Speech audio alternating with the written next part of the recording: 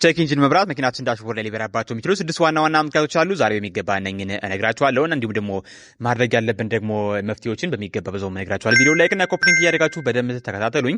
ኦኬ እንግዲህ ላይክ አንደኛ የፊውል ኢንጀክተር ደግሞ እንግዲህ የኢንጀክሽን ኖዝል ችግር ነው ማለት ነው። እንግዲህ እነኚህ ኢንጀክሽን ኖዝሎች በስርዓት ወደ ሲሊንደር እንግዲህ በስርዓት ፊውል የማይረጩ ወይ ደግሞ ላይ ባተማይዝ ወይ ደግሞ በትነት መልኩ የማይረጩ ከሆነ ያኔ ወይ ደግሞ ሊኬት ወይ ደግሞ ፈሳሽ ነገር ካላቸው ቼክ ኢንጂን ሊበራበት የሚችልበት እድል ይፈጠራል ማለት ነው። ይሄን በተለይ ደግሞ ኮምፒውተር ሲስተም ያላቸው መኪኖች ይሄን በቀላሉ ማየት ይቻላል። ፕላስ እንግዲህ ማኑዋሊም ደግሞ አረጫጩን በደንብ ማየት ይቻላል ማለት ነው። በሁለተኛ ደረጃ ደግሞ በተለይ እንግዲህ የማስ ኤር ፍሎ ሴንሰር ወይ ደግሞ ወደ ኢንጂን የሚገባውን ኦክሲጅን የአየር መጠን እየለካ ወደ መኪናቸው ኮምፒውተር ሲስተም ይልከው ላይ እሱ ላይ ችግር ካለ ቼክ ኢንጂን የሚበራበት እድልም ስለሚፈጠር የዚህ የማስ ኤር ፍሎ ሴንሰር ቼክ ማስደረግ አንደኛና ዋነኛው መፍትሄ ነው ማለት ነው።